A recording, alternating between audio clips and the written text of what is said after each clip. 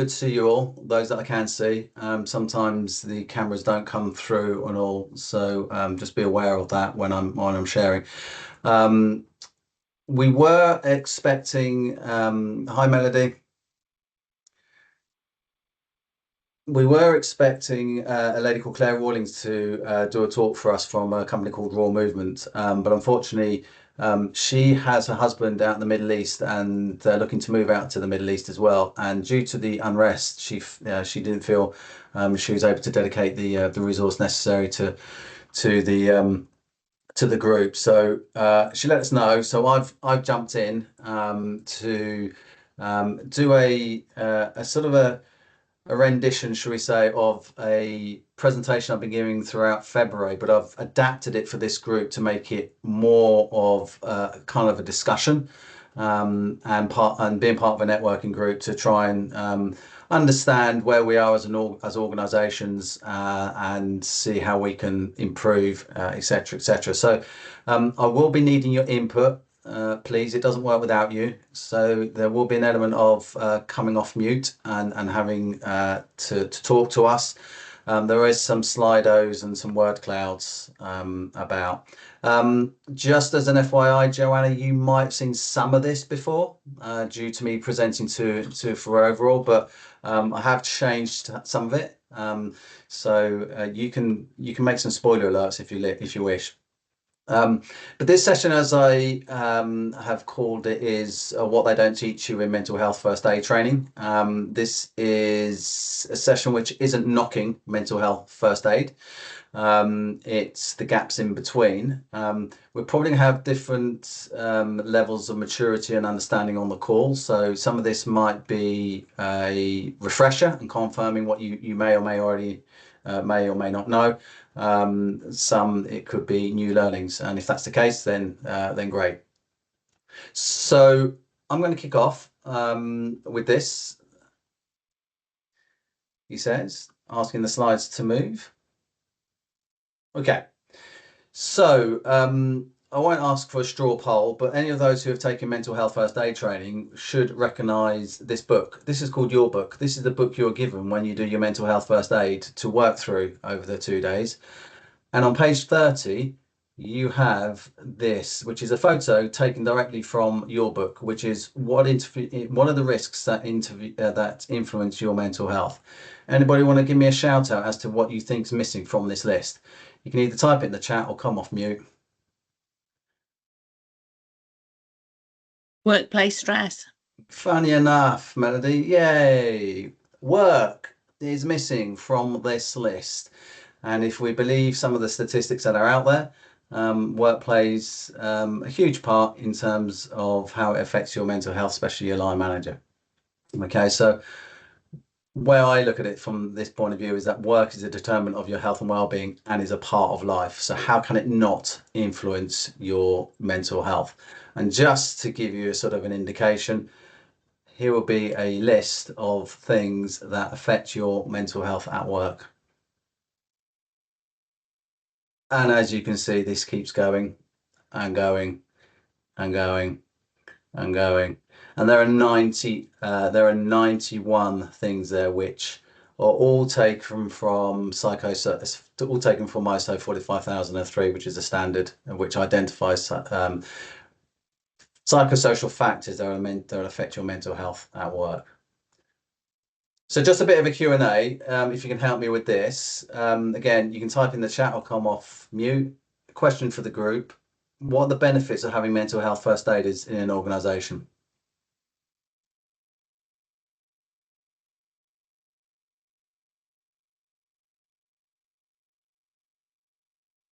Signposting service. Yep. So it helps people. So in what way? In terms of employees knowing, they're struggling with something, they can then get hopefully used in the right way, get signposted to support and help. All right. So if the individual needs some help, there's a view that you can push them to somewhere that could potentially help. Yeah. Thanks, Hazel, in the chat. You can break down stigmas around conversations on mental health in the workplace. Wholly agree with you. Anybody else for anything else? Quick access to help as soon as possible, as soon as needed. Yep. Any other benefits for having mental health first aiders in an organisation?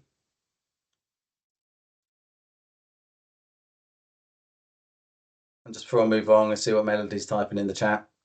We might be quick to come off mute, Melody. Yeah, probably is quicker. I'm just thinking it is helpful for an organisation to have some people who have a little bit more understanding.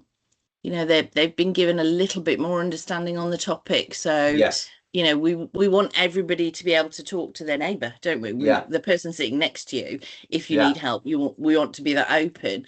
But it is helpful to have some people in an organisation who've got just a little bit more training to enable them to talk a little bit more about those things. I agree. Yeah, thanks for that. And I agree. If I had a choice, if I had to have a mental health first aid in an organisation or not, I'd always go for. I'd rather have that knowledge of what's in the learning in an organisation than not. However, and there is a however, what doesn't mental health first aid help in an organisation? Again, feel free to type in the chat, come off mute, which way you want to shout out.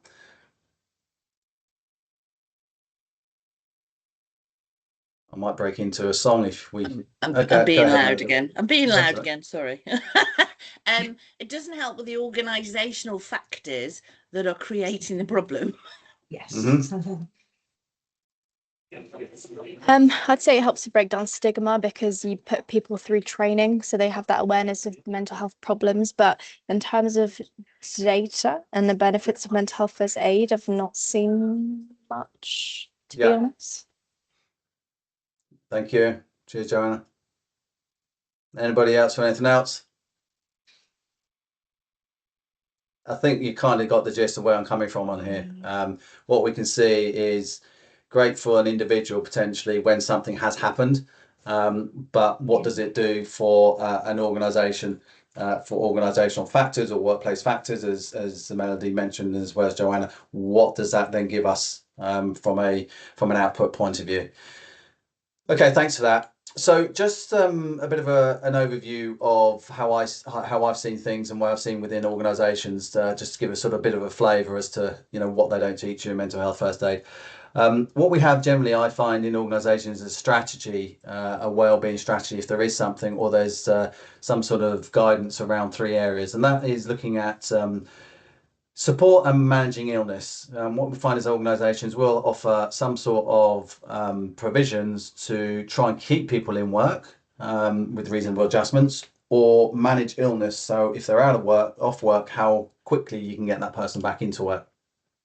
There's an element of wellbeing initiatives. Some of that's awareness days. Some of it can be health checks, occupational health. There could be some health surveillance and things like that as well. But you're generally looking at some wellbeing initiatives, and then more to the point, there's elements of preventing harm, that'd be physical and psychological. So again, when we start to look at surveillance, health surveillance as well within that area. But this is looking at through a health and safety and wellbeing lens, how do we look at preventing harm and not just physical harm? And I generally am finding that organisations will have some elements of these 3 bubbles, shall we say, but doesn't necessarily looking at those in equal measure, shall we say. And what we're looking at here is that I find that, well, one part of this strategy is reactive and is mostly a tertiary interventions. One part of this is proactive and one part is preventative. And again, the idea is that we should be looking at a blend of all 3 that's going to suit your organisation. And if we start to break this down as to where organisations spend time, money, resource, etc., etc., what I've got here is a diagram. This, in a sense, for those who are familiar with the hierarchy of controls within health and safety, this is similar to that, where at the top here we've got what's most effective, at the bottom is what's least effective, and you're generally going to find that's primary, secondary and tertiary interventions are going to make the difference as we move down that paradigm. And then when we just look at how organisations generally spend money, they generally spend money, time, energy, and resource. Normally, you're finding just by the sheer geometric of this shape is that most of the money is spent down here, and least of the money is spent at the top.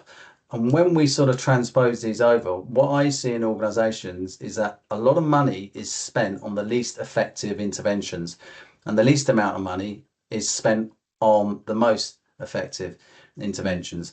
And there's various reasons for that, which is probably another podcast. But again, when we start to look at what organisations are looking at as interventions and where they spend their time, money, and resource, I generally find there's quite a bit of an alignment. And if we look at what being in the construction industry and building this from a point of view of the what I call the house of well-being, here's a diagram of a house with the structural foundations, and here we are looking at how we build a house or any building from the ground up, and we can look at that similar from a point of well-being, where we need to have secure structure in place, and these are necessary foundations which are organizational and cultural. And when we do have those in place, that's when we can start looking at the individual support, where we can start to help those individuals, as we sort of looked at in the bubble diagram or the Venn diagram through a few slides back. But only then can we then look at the value added support, which again can be some of the, what makes people feel belonging and valued within a workplace. But what you generally find is that organisations are starting at the top with their tertiary interventions, and there are some examples of tertiary interventions which I feel are tertiary interventions, and then they work downwards with regards to looking at the individualised support. So if the tertiary interventions aren't working, they generally go look after the individual and think that we need to tackle what the individual is doing. So let's throw in some resilience workshops and some mindfulness and time management training, etc., etc. But realistically, we need to be looking at these primary foundations with regards to interventions as to how we can start to build from the ground up. And again, there's some examples of primary interventions where if we're looking at these first and foremost, you're generally going to find we can build on that with the individualized support and the value added support. And whichever way I look at it, wellbeing initiatives and support will never outrun not preventing harm. And this is looking like this, coming back to my health and fitness days, where I used to say this to clients all the time, is that you'll never outrun a bad diet. And similarly, you can do that you can look at health and well-being within work as the same way. We are never going to outrun not preventing hazards, not preventing psychosocial risks within the organisation with well-being and well-being initiatives and support. Go ahead, Melody. I was just going to say, at the Health and Wellbeing Conference last week, there was a presentation by Kevin Bampton. I don't know if you got to hear that. I missed it, no. And I just thought it was really good. The analogy that he used was you've got somebody standing at the top of a really tall building on the edge, and there's a danger that they're going to fall because they're standing on the edge of a very tall building.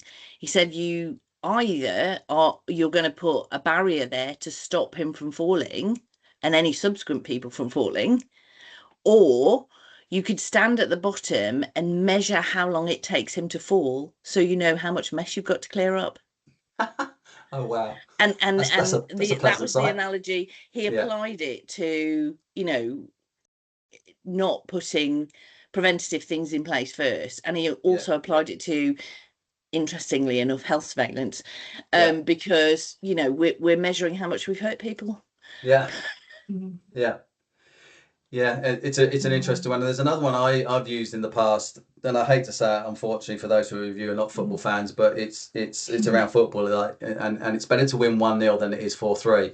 And what I mean by that is if you're stopping conceding goals, e.g. if you're stopping psychosocial risks in the workplace, you only have to score 1 goal to win. So therefore, you almost only have to put 1 benefit wellbeing initiative in place, to start to see an uptick in whatever it is that you're measuring. Because if you look at 4-3, whilst the team might have won, there's going to be a really unhappy defence there because they've conceded 3 goals, and your forwards have had to work that a little bit harder to score for girls. So yeah, I mean, there's every which way you can look at it, just to try and hone in on the point, that when we start to look at strategy and when we start to look at what's causing or what's holding organizations back, I do think we're sort of really hammering home the point there. You've seen this, Joanna, so I'm afraid you're gonna need to watch this video again, but I've used the term psychosocial hazard a few times. It might be new to people, and I will break it down as to what it means on the next slide. But just for this slide, I want to sort of get the idea of working towards root cause. Now, this is a short video from a lady called Dr. Julie Smith, who's quite big on Insta and TikTok, and she's written some books and what have you. I found this video on YouTube, and she mentions toxic environment, but let's sort of look at that as being the work environment. That's not to say that the work environment isn't toxic, but it can be, and it could be where you are, or for people that you know. But you'll get the gist once the video starts playing. So I have shared the sound. Hopefully you can hear it. Let me know if you can't. Imagine this is you, and this is your life. But like most people's lives, there are problems that can make it toxic. If a fish is living in a toxic environment, eventually it gets sick. So you take her out of the dirty water and put her in a new tank for a while. Kind of like how you take a break, you go on holiday for a few weeks into a new environment, and it helps. Everything gets better and feels great for a while, until you return and go right back to that toxic situation again. And it doesn't matter how clean the water was on your break or how refreshed you feel. Eventually, you will get sick again. If you want to thrive in the long term, you have to focus on cleaning up the environment that is affecting you every day. I'm a psychologist. So if you want to thrive in the long term, you have to focus on cleaning up the environment that's affecting you every day. So we're starting to look at root cause. You can take somebody out of a toxic environment, help them get sick, help them get better with all the EAPs or private healthcare. But if we're not looking after the environment, we're going to put them back in again. Eventually, they're going to get sick again. So we've got to start looking at the environments we're putting people in. And the other quote that I quite like that's done the rounds, and I'm sure you've already seen, but it is, to the point, it was that there comes a point where you need to just stop pulling people out the river, and you need to go upstream and find out why they're falling in. Coming back to the analogies that we're just sort of speaking about there with regards to, what we're looking to do. But we do need to start challenging what organisations are looking to do. We still do need to start challenging what's happening within organisations when they take out initiatives with regards to, are they looking at root cause? Are they going upstream? Any questions at all? Any comments about that video and that comment on that quote?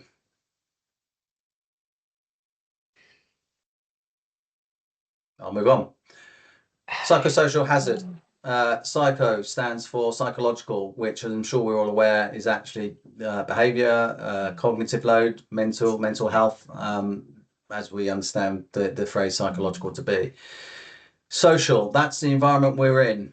It includes a work environment. That's the cultures we're in. It includes a work culture. That's the relationships that we have. And that's not just with people, but the relationship we have with work. So psycho and social together, it's looking at the relationships from a mental health point of view that we experience. And those in health and safety and wellbeing will know, or health and safety, a hazard is anything that has the potential for harm or adverse effect. And if we whack those all together, we have a definition of what a psychosocial hazards are. And they are anything that can be perceived to cause harm to your mental health within the workplace. These hazards can cause stress, which can cause psychological and physical harm. There is some research and evidence that backs that up. Stress in itself is not an injury, but if workers are stressed often over a long time or to a level of stress that is high, it can cause harm. And as we know, as health and safety specialists, for some of us, where there's a risk or a hazard, shall we say, an employer must look to eliminate those risks. And if it's not reasonably practicable to eliminate, we need to minimize the risk as much as possible.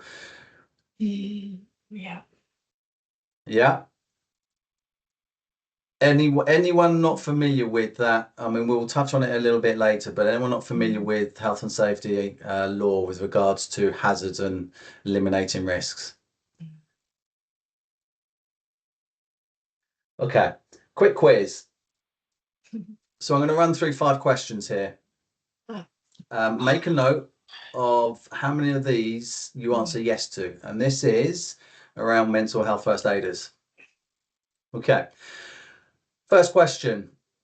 Do you have a selection or a suitability process for mental health first aiders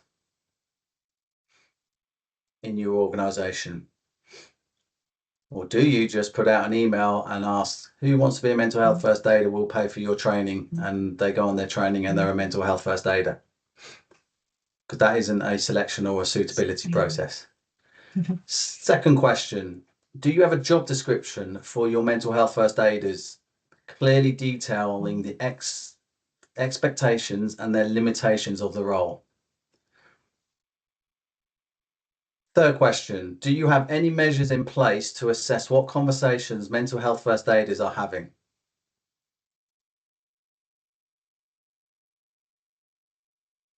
Next question. Do you undertake risk assessments for your mental health first aiders? Final question. Apart from weekly, monthly or quarterly check-ins, does your organisation offer other escalation supports for your mental health first aiders? Tot up how many you answered yes to. And if you don't mind, if you could scan the QR code, or if you've got a double screen, you can join slido.com and put in that hashtag. I'd just be interested. This is anonymous. We're not going to know who's answered what. I'd just be interested how many of your answers were yes.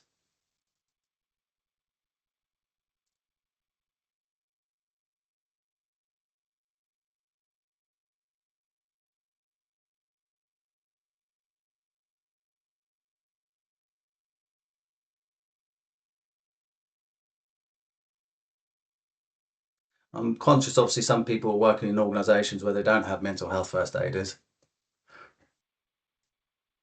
So that might skew things, but we've got 1, 2, 3, 4, 5, 6, 7, 8, 9 on the call.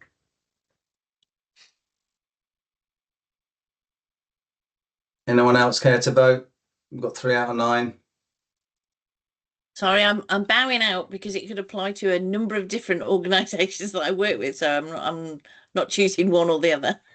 All right, but I guess we're getting the idea here. Okay, so from what we can see from the votes that we've had, no one has answered 5 out of 5. The majority have answered 2, have answered 1 out of 5, and a third have answered 4 out of 5.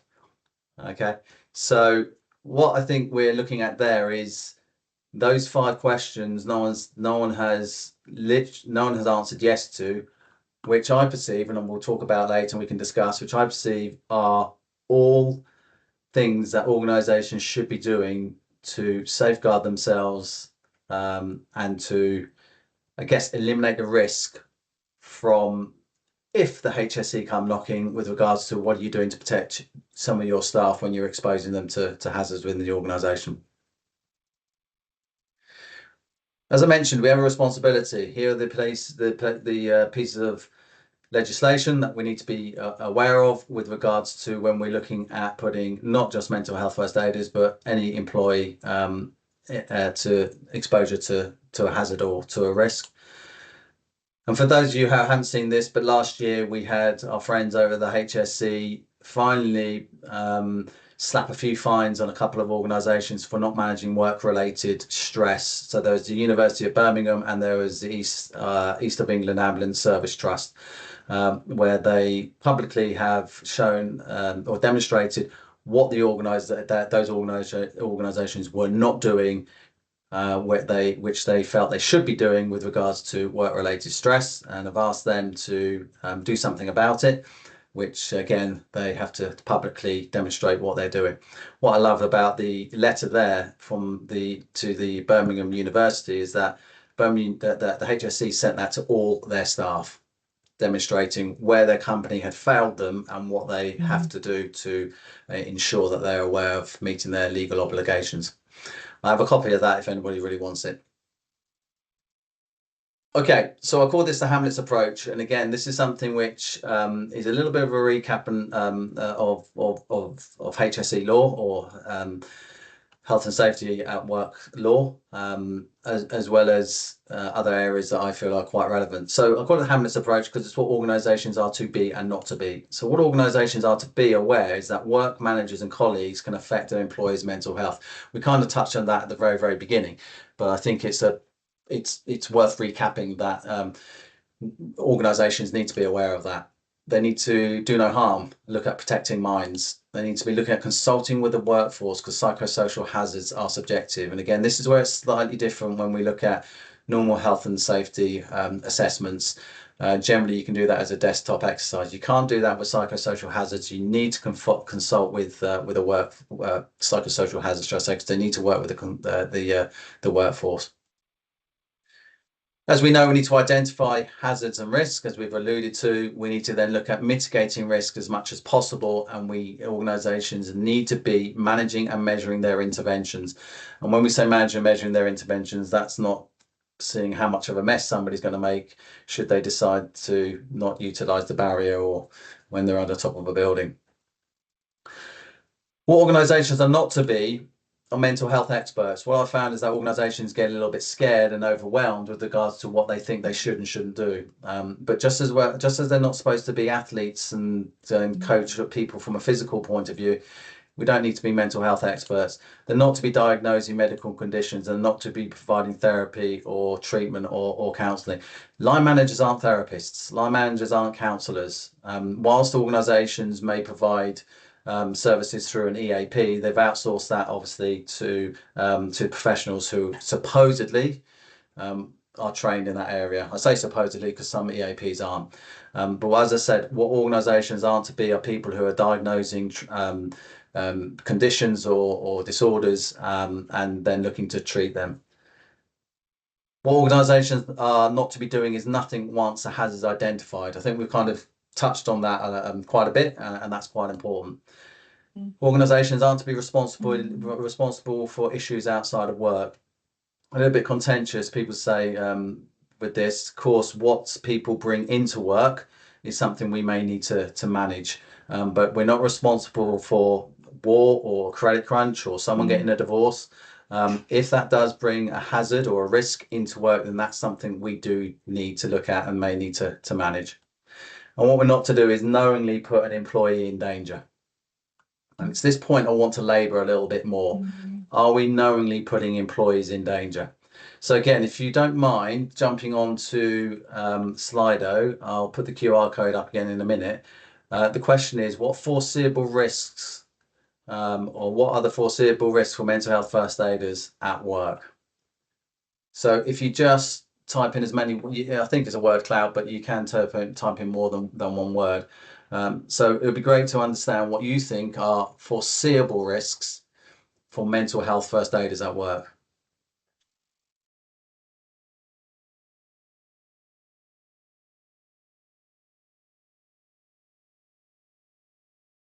Okay, we've got a couple of people typing now, so thanks for that.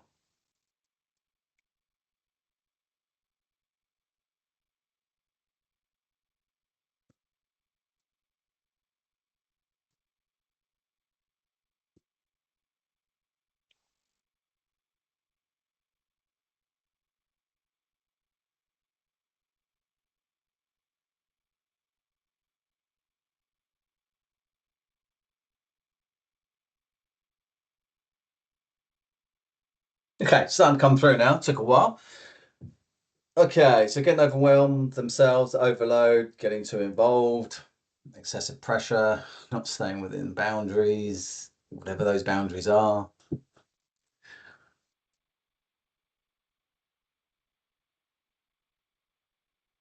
Okay, I think that's come through per word for somebody. I think that was also say stress. I think that's giving the wrong advice or giving people the wrong advice. Would I be right in saying that? Somebody's put that? Burnout.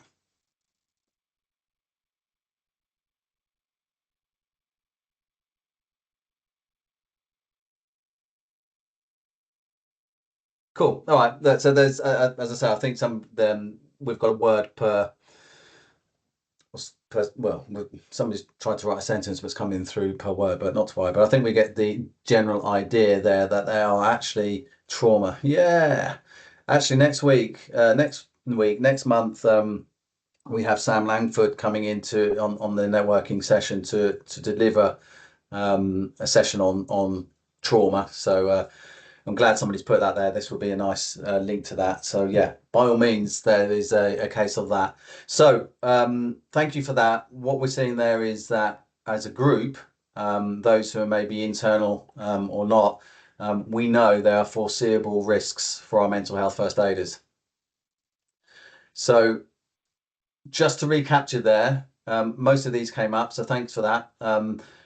Knowingly putting an employee in danger. So if we know the foreseeable risks, and we captured those there with regards to exposing employees, first aiders to distressing or traumatic disclosures. There's emotional labour and vicarious trauma. There's unclear roles and pressure beyond competence, or pressure to act beyond competency. Somebody mentioned the boundaries there. And there's maybe a potentially moral injury where systematic issues are known but are unresolved. A moral injury is something you find a lot more in things like healthcare. But just to sort of clarify what that is, let's say in a construction environment or even any other setting, let's say an organisation is making you redundant, and you're going to have a conversation with a mental health first aider due to the stress of that. That mental health first aider may not agree with you being made redundant, but yet can't do anything about it and disagrees with their organisation, but yet are still employed and have to act on behalf of their organisation. And that's, again, that's classed as a moral injury. It's like organisational injustice. And what we find here then, if we can overlap that with regards to legal duties, what I've put there is just 3 points with the legal duty there with regards to what an organisation should be doing or should be doing with regards to looking after their mental health first aiders, and the section and the clause within law. And that's where we're finding a lot of organisations are leaving themselves exposed with regards to what they have or what they haven't got in place. And there's 5 bullet points there as to where organisations are open to risk, where there's no selection process in place, there's no role clarity or expectations, there's limited supervision, debriefing or escalation routes, there's no monitoring or control of the impact, e.g. organisations don't know what their mental health first aiders are being exposed to because they're not capturing those conversations. And obviously there's no assessment in place with regards to what effect it might be having on them. So training alone is not a control measure. As we know, we have to if we identify a risk, we have to control it. And training alone is not a control measure. Where psychosocial risks are foreseeable, and we know they're foreseeable because we've all just done a word cloud on it, employers must assess, control, and monitor them. Okay.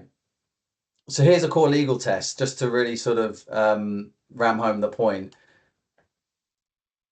What we're looking at here and the questions we need to be kind of considering and asking ourselves is, did the employer know, or should they have known, there was a risk, okay, for our mental health first aiders? What was the risk of harm? Sorry, what was the risk of harm? Was the risk of harm foreseeable? And we think we probably know that because as I said, we've done the word cloud. Okay, and did the employer take reasonable steps to prevent or reduce the risk? And if not, what was the failure unreasonable in the circumstances? Okay, so if the answer to 1 and 2 is yes, and the answer to 3 is no, the organisation is exposed.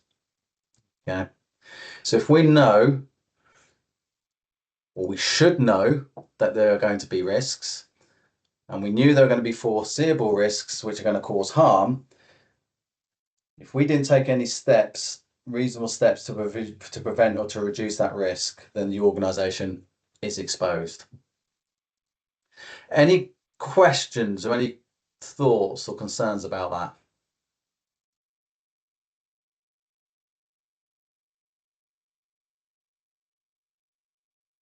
Okay. I don't think it's something that people take into account when they start ordering mental health first aid training. Well, what gives you that idea, Melody? Well, particularly in construction, it's seen as like the plaster for every cut. If you mention the word mental health, and people say, "Oh, we'll just have more mental health first aiders." Yeah. There's no Exactly.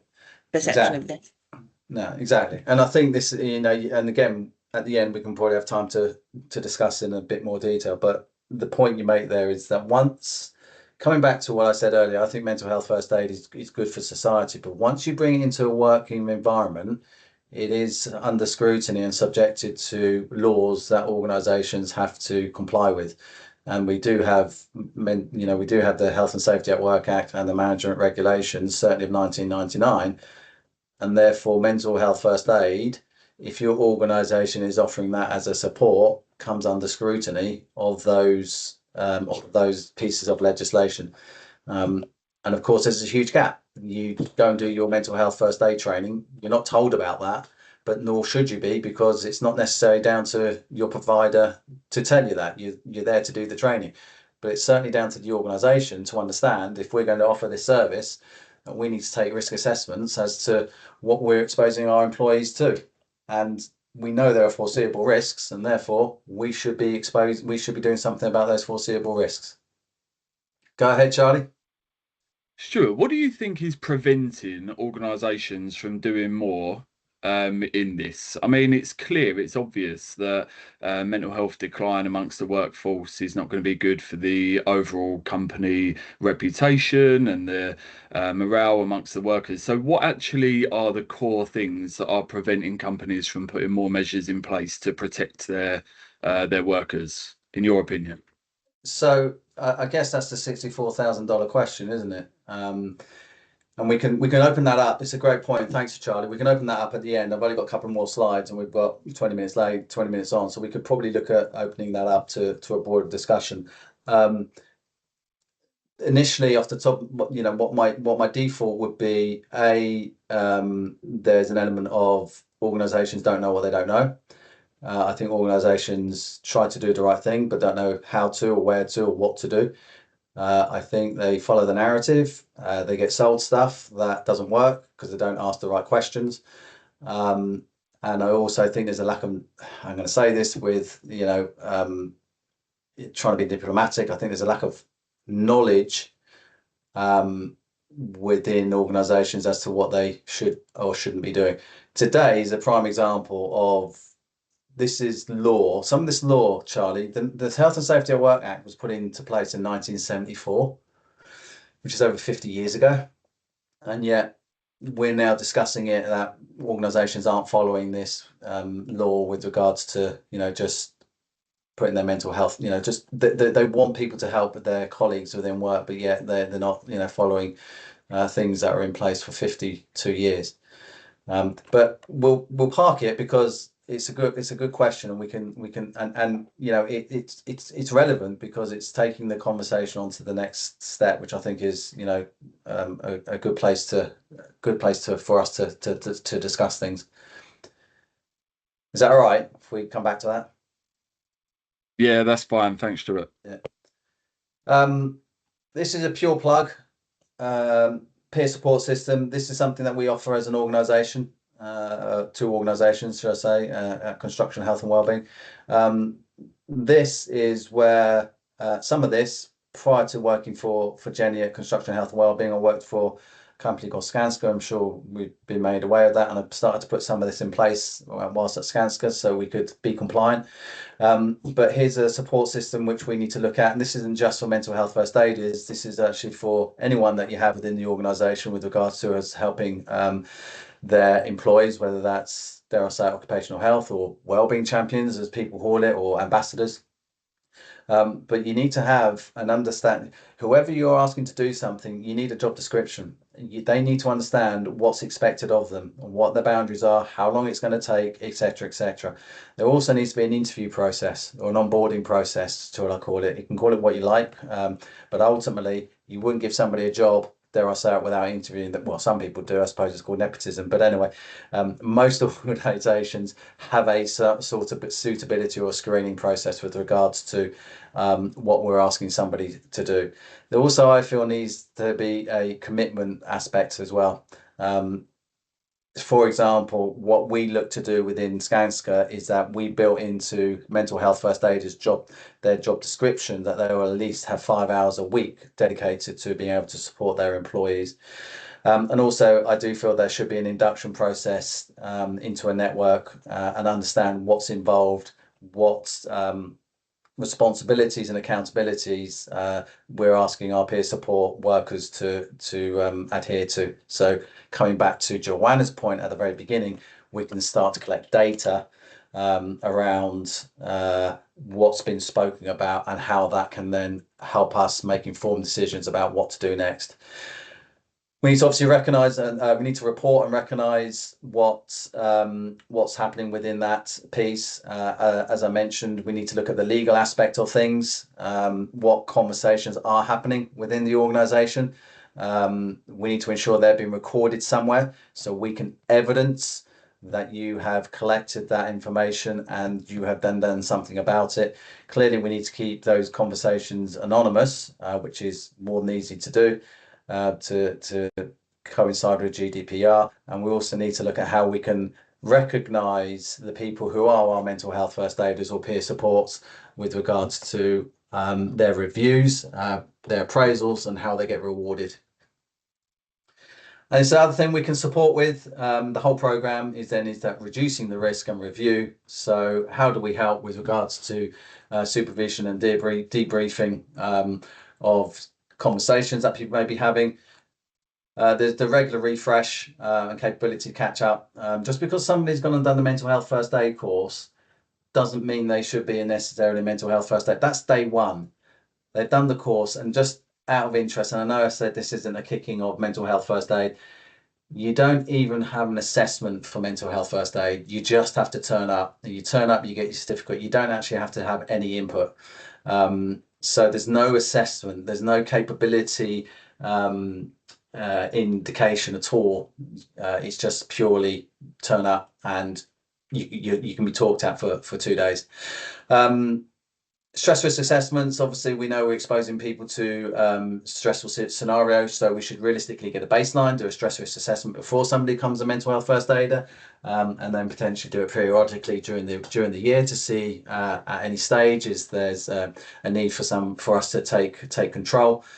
And also we need to, what we can do in that program is over a year period we would look at reviewing that and see what's changed. As I say, that's a pure plug, but we'll move on from that. So my final slide before we can move into a discussion is the law itself is not just for mental health first aiders. So here's a few more questions to ask ourselves from a point of view of an organisation. And those who work for themselves, these are some questions you can ask of organisations. And if you're finding you're getting some glum answers, then of course we can come in and help. But we need to be asking ourselves so we can justify ourselves to a court of law or HSC, or were there clear warning signs that were ignored or inadequately addressed?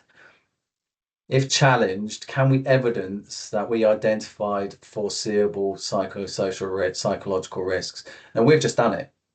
Okay, so are our organisations doing that, not just for mental health first aiders, but for anyone within a working environment?